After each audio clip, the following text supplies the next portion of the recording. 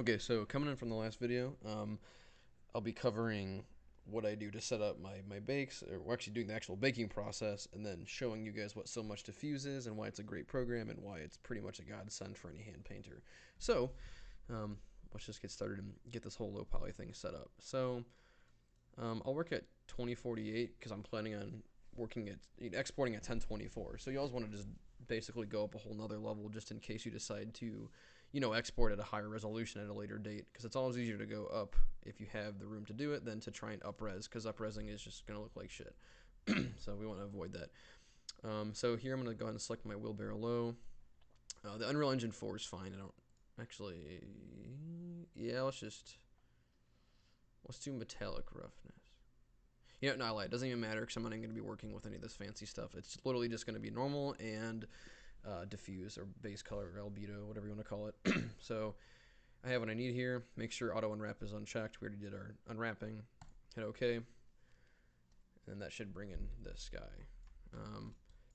Excuse me. So if you look to your right, I already have these baked out or split out the way I need them to, because we just discussed in the last video having the different UVs on different UV spaces depending on if you're going to be mirroring and stuff. So in this case I am, so I'll be good to go with this. So I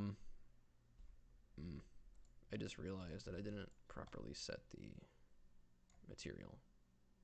You know what? It straight up doesn't even matter.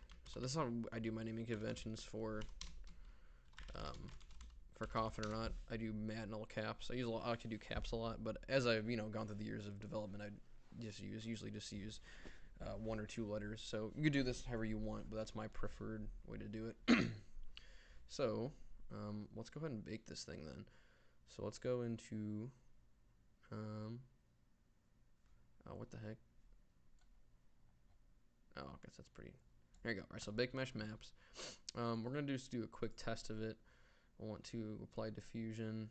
I'm gonna untick ID. Actually, let's do ID just to see if the IDs came through.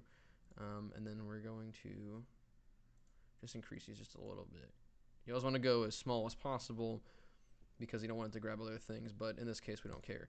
Match by mesh name is probably your most important setting in this whole menu, just because we're going to be going into this suffix thing I was talking about throughout basically the entire video series.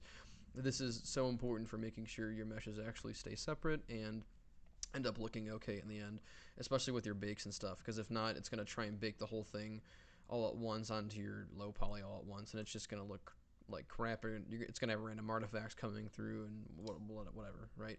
So let's just go ahead and do, oh, one more thing. Let's browse the WB high, because it's our high poly, and then we'll go ahead and actually just bake it.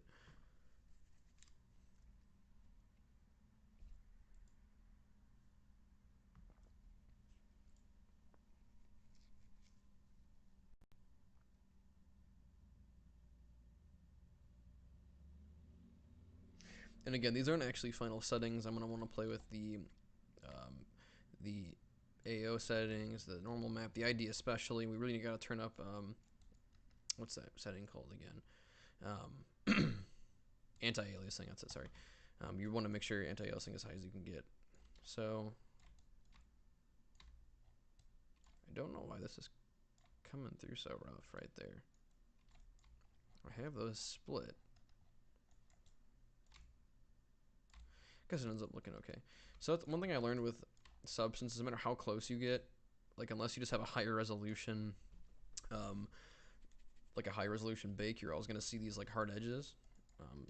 You're never ever gonna get that close to be like, oh, I can see the hard edges, what the heck? So don't ever try to worry about that too much. That's something I just kind of figured out by looking up similar problems. So I'm pretty happy with this. I'm not seeing any crazy artifacts. Oh, let's check the ID. So if you hit B, you can cycle through this stuff. Yeah, so the IDs actually came through on this. Again, I don't really care about the rest of this stuff. I just kind of care about this lighter, yellow color being what I'm looking for. And what's really nice too is that because of the way I broke up the meshes into separate low polys, I can always just grab the actual low poly itself rather than having to worry about, oh shoot, I missed an ID and it's not going to be on there. So I can always go in there and paint the ID, manually paint out the mask, or I can always just grab it based on the low poly and then try and grab the ID from there. So I'm pretty happy with this, so I'm actually going to go ahead and do bake mesh maps one more time. I'm going to crank this all the way up to 4. Uncheck ID map. Usually with self-occlusion, I do only by mesh name because I don't like it when it pulls ambient occlusion from the rest of this. But in this case, I have so many unique UVs and I've properly laid out what I need to lay out.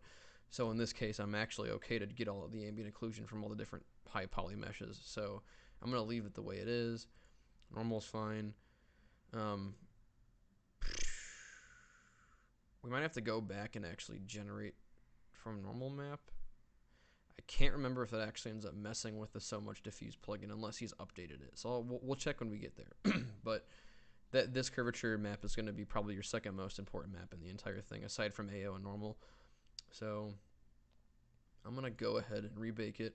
I'm working at 24. Let's do 2K. Sorry, I should have done that too. This is going to take probably exponentially longer because I'm doing higher subsampling and I'm basically doubling the resolution. This should be okay then. I'm going to go and just hit bake.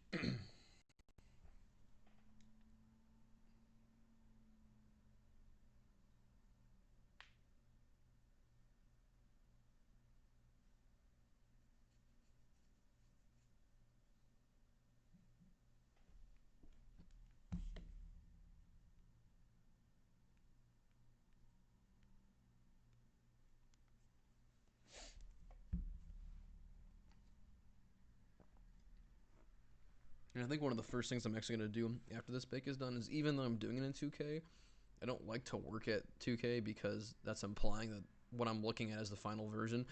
If I'm pretty aware that I'm going to be doing 1K, and I've kind of already decided on that, I'm just going to actually move it up to, I'm going to move it up to, sorry, down to 1K from here. And you can actually change your viewport settings and basically lower that resolution. So that's what I'll be doing.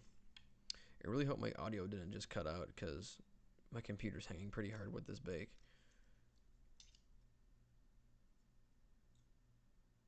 Come on, buddy, you got it.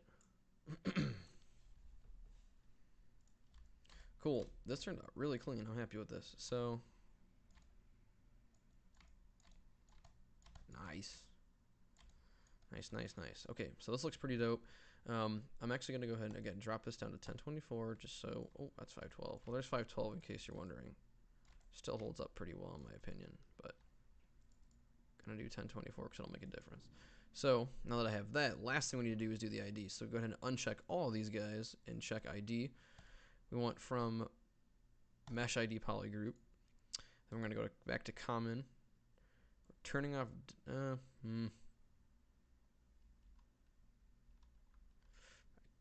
You actually want you want no dilation. I'm sorry. No dilation. Oh, I actually do one. You always want a little bit. Get rid of diffusion, and then definitely get rid of anti-aliasing because that fuzziness, that kind of bleeding edge effect is something we don't want on the ID because we want those to be pixel perfect. So make those again. Excuse me. Okay, and then let's go check. Oh, what the heck did I just do?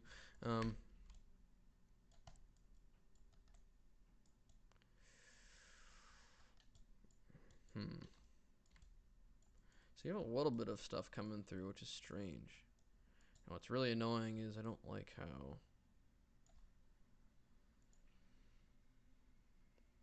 That's really odd. Because this was definitely not green in my...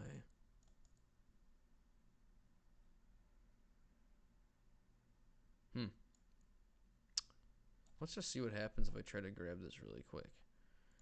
Just before we start doing this whole breakdown.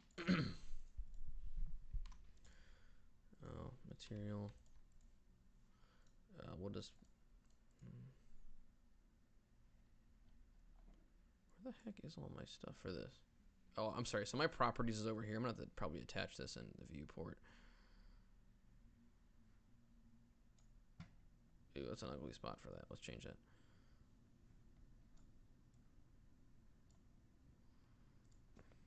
Okay. So here's the properties here. So let's just change this to like red so we can see it. I'm going to go ahead and actually do mask with color selection. Let's pull this guy up. Pick color. So that works pretty well.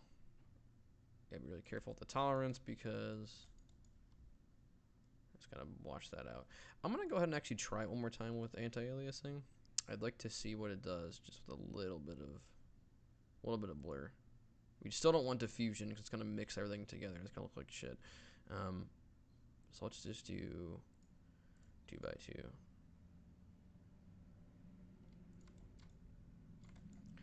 Yeah, it's always frustrating because you get a pretty clear stair-stepping effect because of the lack of anti-aliasing, but it's kind of what it is, unfortunately. So, okay, so that's that then. So that's working. So I think what I'm actually going to do now that I have these bakes set up the way I want them to be set up, I'm actually going to end this video, and the next one I'll be going over actually applying the SoMuchDiffuse material and kind of covering all the different settings. So I'll see you guys in the next one.